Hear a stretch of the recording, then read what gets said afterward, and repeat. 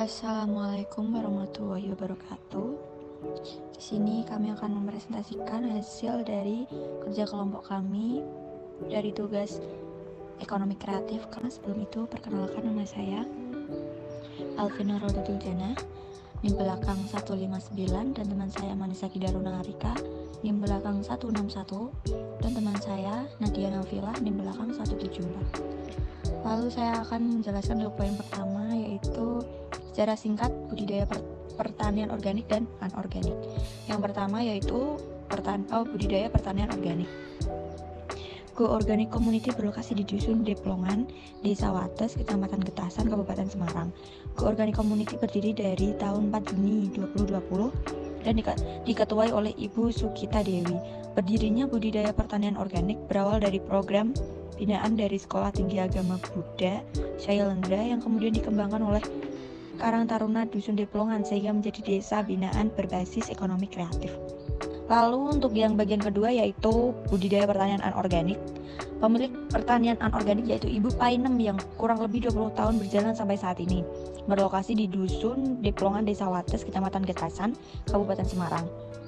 Dalam hal ini beliau dan keluarganya bertanggung jawab langsung pada budidaya pertanian anorganik berawal dari memiliki lahan pertanian karena ada di dalam wilayah pegunungan tinggi yang mayoritas mata pencahariannya sebagai petani, dan juga bertujuan untuk menaikkan produktivitas sektor pertanian dalam mensuplai kebutuhan masyarakat melalui penerapan menggunakan pupuk kimia atau anorganik.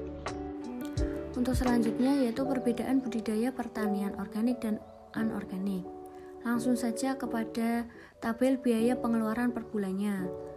Di sini pertanian organik dapat dilihat untuk seleksi benih mempunyai biaya 80.000 dan seterusnya sampai ke biaya packaging hasil pertanian hanya 40.000.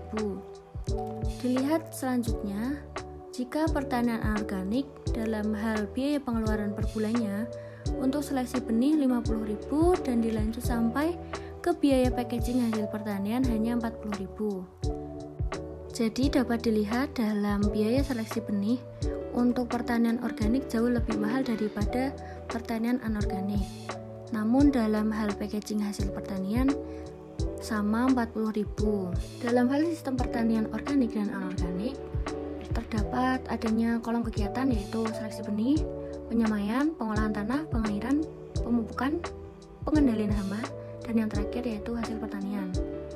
Dapat dilihat dalam kolom tersebut adanya perbedaan antara pertanian organik dan anorganik. Untuk lebih singkatnya yaitu kita dapat membedakan dalam hasil pertaniannya.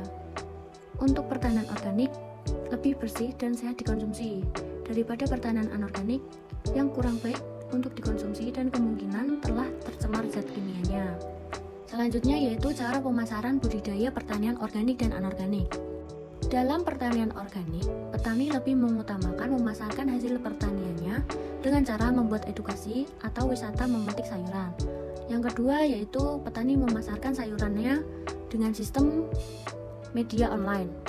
Yang ketiga, petani menitipkan hasil panennya ke wisata pertanian. Yang terakhir yaitu menjual ke pasar-pasar lokal.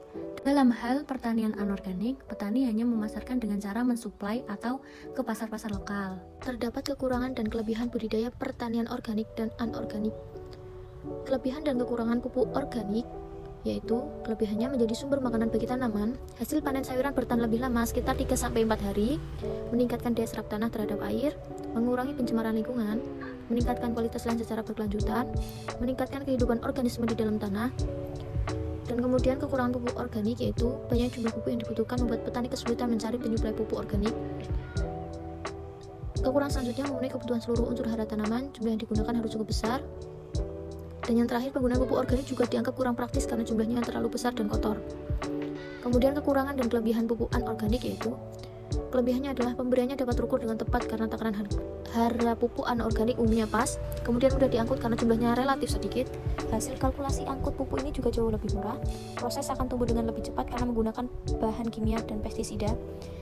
Kemudian kekurangan pupuk anorganik yaitu penggunaan pupuk anorganik secara terus-menerus bisa merusak tanah jika tidak diimbangi dengan pupuk kandang atau kompos.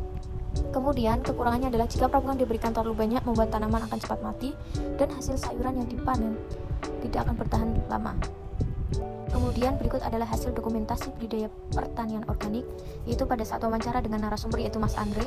Kemudian dokumentasi pada saat proses penanaman sayur organik, yaitu di dalam greenhouse, dilakukan dengan penyemaian bibit, kemudian dilakukan dengan penanaman sayuran atau buah di dalam media tanam polybag, kemudian dilakukan perawatan secara rutin yaitu dengan menyiram dan pemupukan organik.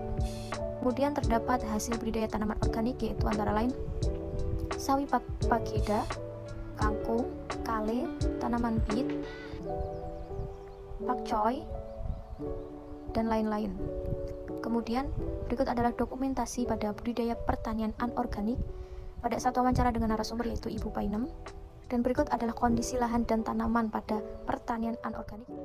Baiklah, sekian dari kelompok kami. Apabila ada tutur kata yang salah mohon dimaafkan. Wassalamualaikum warahmatullahi wabarakatuh.